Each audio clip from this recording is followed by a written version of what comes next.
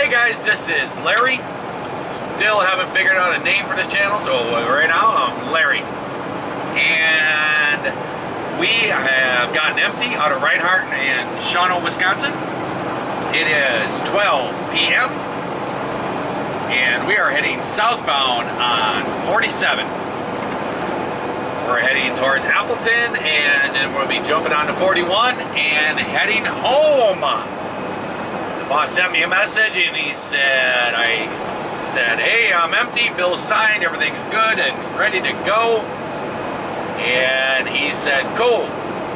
He said, I hear you got a barbecue at home.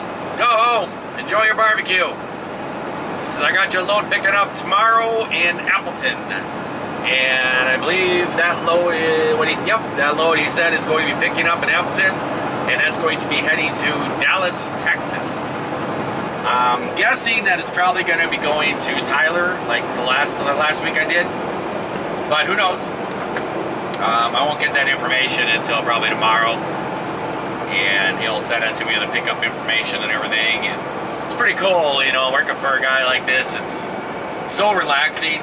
Coming from Jamie Hunt, the constant messages, and you need to check this, approve that, and everything else, and this guy here just kind of goes, do this. And yeah, you know, you kind of go, well, man, I'd like to know what I'm doing next, but then it's kind of like, you know what?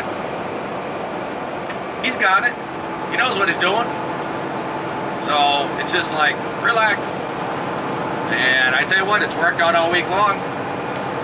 So he's always been on the ball. So I'm heading to the house, and I am going to be enjoying a barbecue this afternoon with my family. And then I'm actually going to be working on this truck.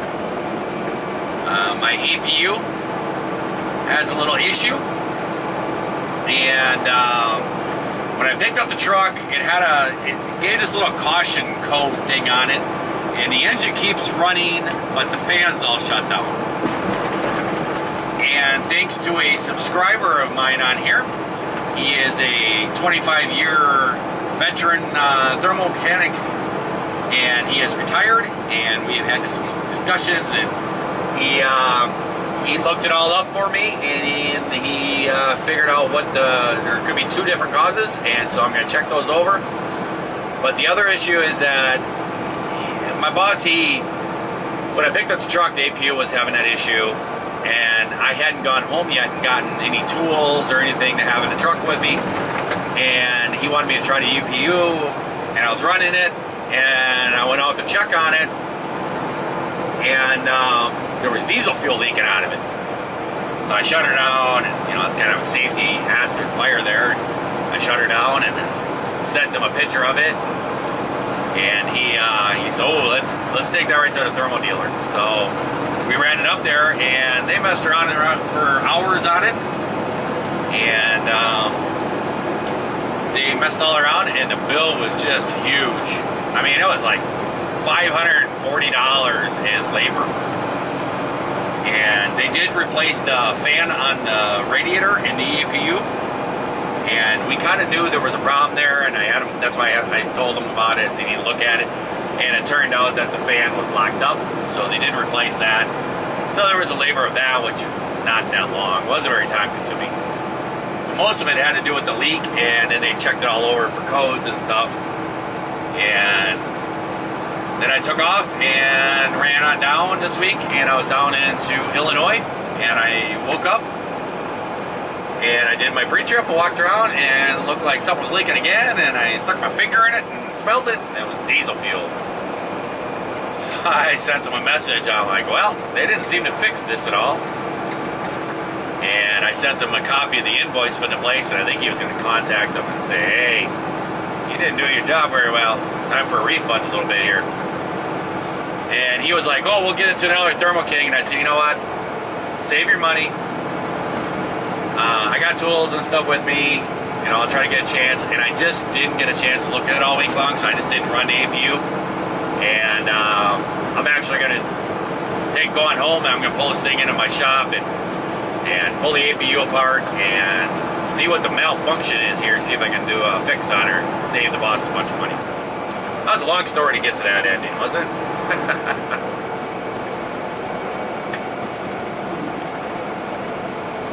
This is a road I have driven a lot. I used to have a cabin up in Townsend, Wisconsin. It wasn't a cabin, it was just some land, and the camper that I actually live in now, we had it up there as our camp. And used every weekend, pretty much, we'd be coming north on this road and Sundays going south. And this road gets very busy. It's tourist. Townsend, Wisconsin is a pretty touristy type of place. It's pretty far up north. It's great snowmobiling up there. Summertime, it's just a beautiful area. And a lot of people go up there. So a lot of people have little cabins and stuff up there. So on the weekends, this is the shortest route there. And it's basically a 2-lane all the way. So she gets a little backed up. But I thought maybe you guys would like to enjoy some Wisconsin scenery out here in the woods.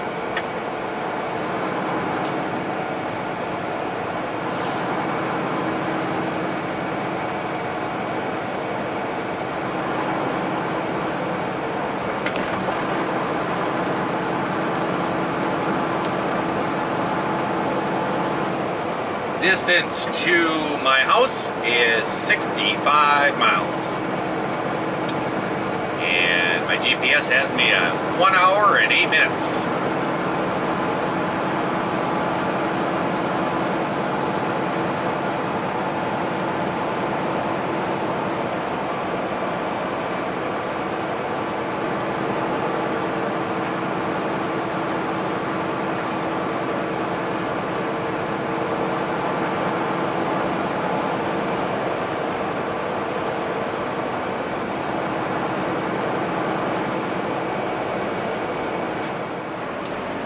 Well, here we are. Welcome to Black Creek. Population 1,316. It's a big one. There's a little tidbit for you guys. Truckers out there, even cars, whatever, when you're coming in here, speed limit's 30 miles an hour right there. There is Mr. Popo, policeman that loves to sit over here on the left. Watch the cars come around that corner. He'll get you. This Highway 47 here, I'm telling you, it turns into a racetrack on the weekends.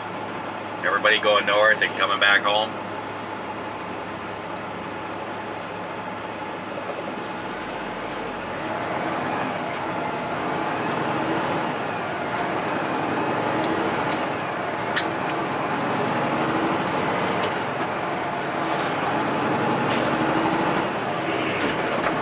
Oh, contact gear. Bike rider's got a mohawk in his helmet.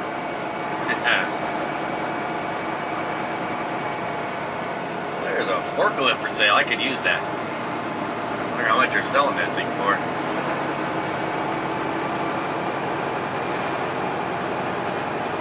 Here's a bar that says, "Enough said, Pizzeria."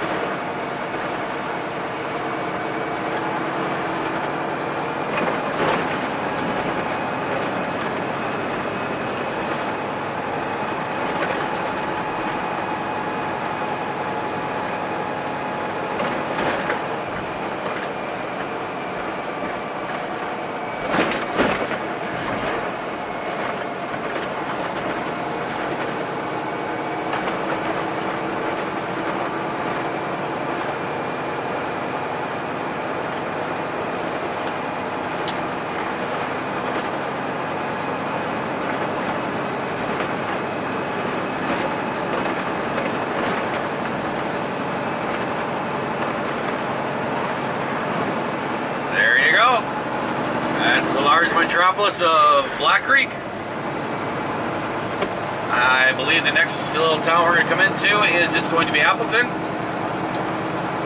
And we'll jump on 41 and head on south.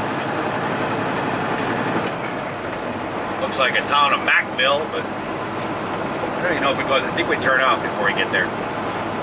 So we'll catch you guys on in Appleton.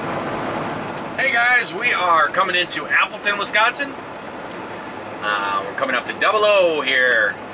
If you actually go straight and pass this intersection and take a left, there's an Americold right down there. I believe if you watch JPD Travels, you might have seen him in there a time or two. I myself, when I was independent, I used to go in there pretty much on a daily basis. I used to pick up loads there and haul them down to Glendale Heights in Illinois for Nestle. That was a great gig when I had it, but the problem was that Nestle wouldn't sign a contract. And so sometimes they would get somebody that would say they'd do it for cheaper, and they would just take it away. And then I would lose it for 3 months, and then they'd call me up and say, oh, please come back and help us. They paid really well.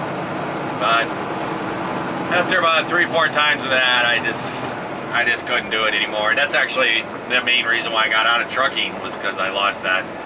Because I actually went out onto the load boards and was having to deal with brokers and stuff. And from when I before Nestle, till that point, the rates really just dropped so much. And I needed to do some repairs and spend some money. And I was just like, it just didn't make sense what I needed to go through and the prices that were out there.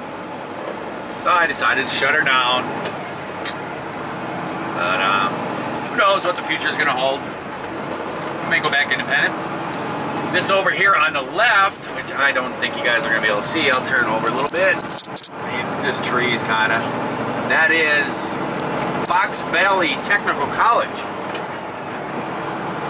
That is actually where I got my truck driving license. And guys, I've done training. I've been a trainer. And out of all the people that I have ever trained, I had 2 guys that went through that. And both of those guys got into my truck and could drive from day 1. I think this place is awesome. I think it is the best school. I went through it. I think they have a great program. It's not like other truck driving schools where they throw 4 or 5 guys in a truck and you drive down the highway 5 miles, pull off an off-ramp, switch places, you know, that's all a driving experience you get. These guys, man, we were actually doing loads for these guys. Once we got our license and everything else, they were actually out there booking loads just from like Green Bay to Oshkosh or something like that, or Appleton to Fond du Lac or something. Just short little stuff. And, you know, it wasn't like we were running hard or nothing. We'd come in and do the classroom stuff, practice backing and everything, and then they would have a load for us, go pick up, run down there, be back 2 or 3 hours later, and we got all the driving experience. They'd always put 2 guys that had a license in a truck, and that was, you know, experience. Worked out really well. And they got a really cool pad that you get to practice on. It's really neat. It's going to be up here on the left. And they actually flood it with water, and they got a special coating on it. It makes it really slippery. And they actually have remote control things in the trucks that they can activate brakes and put you into slides and stuff, and then you learn how to correct it and everything. It's really cool. Anyone, you don't have to go through their truck driving school. You can actually, it's right there, you can actually stop in there and take that course. And back when I was getting my license, it was $100 to take that course. It was called the Decision Driving course. And it was actually really fun. And you got to spin semis around in circles and everything else. It was cool. I felt really bad for my teammate during that, because he was a tow truck driver, and his company had sent him into that course, you know, to get some experience or whatever. And he was teamed up with me, and I think I was a little too cocky. And the instructor he was like 70 years old, and he was just he was a funny character. And there was me and a friend going through it at the same time, and we kind of had a little competition of who could go faster through the course and stuff. And he would yell at us, you know, you're going too fast. I told you to go 18. You guys are, you know, going 22. And we were like, we got her. So he really kind of put it to us and put us through the ropes, and he put me into some slides sometimes. Boy, you have this tractor and they put ball tires on it, and then it's hooked up to a flatbed, and they put these huge logging chains welded from the trailer to the truck, so the trailer cannot come all the way around and, you know, take out the truck. But man, he would put us in a jackknife so hard, and when we come to a stop, that trailer would snap those logging chains. It would throw you around in that truck. And the guy that was teamed in my truck with me, by the time the day was over, his right arm was black and blue from getting slammed against the door so hard. But it was fun. He was laughing too. It was you know, it was just all fun and stuff. But I learned a lot there. One day I hope to go there and actually talk to them and ask them if I can do like a video of their school and the classroom, and then how they instruct the drivers, and then some of that, you know, driving course stuff where they flood it and everything and put the guys into skids. I think you guys would really enjoy it. Yeah, I'm telling you right now, guys, if you are ever thinking about truck driving and you live in Wisconsin, you can go to a company like Swift or Covenant or whoever, and they'll send you to training programs or whatever. But a lot of times, if you call those companies and you say, hey, I want to come work for you, but I want to go to a certain school. If I go to the school, will you guys reimburse me? A lot of times they will. They'll say, oh yeah, we'll pay up to like $5,000 or $6,000 for schooling. And so you can go through that school, get your license, then go to work for that company, and over, sometimes it's like 2 years. And what they'll do is they'll pay you back all, or they'll pay directly to the school for the next 2 years. If you work for them for that 2 years, you get your schooling paid for. And I'm telling you, if you're thinking about truck driving, and if you live in Wisconsin, even if you live in like Minnesota or Illinois or something, I'm telling you, it is worth your time. That is an excellent school. They're very thorough, and you get a ton of driving experience there. And I'm telling you, every day they have you out there and working on your backing skills. And they actually teach you how to parallel park a semi. I have never heard that in a school before. But it's not like a mandatory thing that you need to learn or anything, because it's really a specialized deal. It's mostly done with like flatbed. Sometimes there's not too many places that do it anymore. But there used to be, like in Chicago and stuff, there used to be a few places, and it's real tight. And you have to like back in off the street and put your trailer into a dock, and there's not enough room for your truck, and your truck will be 90 degrees. When you get actually backed into the dock, your truck will be 90 degrees to your trailer. And they teach you how to do that there. It's pretty cool. So I'm gonna stop there and talk to those guys sometime and see if they'll let me come in there and video and showcase that. Like, it's really cool. So we're on 41 here, and we're gonna bust her on down to Fond du Lac. And I actually got to make a pit stop and a truck stop down here and get something. And then we're gonna be running on down to Then we run into the house. That's only about another 13 miles to Fond du Lac, and enjoy some barbecue. I'll see you there. Hey guys. Well, we are almost home. Get the time to enjoy a little barbecue, and I'm going to do a little minor repairs on the truck and do a couple add-on things in the truck. And I also got to finish up confirming entries to what they are my subscribers. And I believe someone's going to be stopping over this evening, and I may have them do the pick for me and pick the names. So see how that goes. See if they stop over. Otherwise, I'll just do it myself. Well, guys, I hope that everyone out there is having a good Father's Day once again. And I'm going to pull in here and enjoy mine. Until next time, guys. You guys all have a great day, great night, whatever it is when you're watching this. And if you're not, well, what do we say? We try it again tomorrow.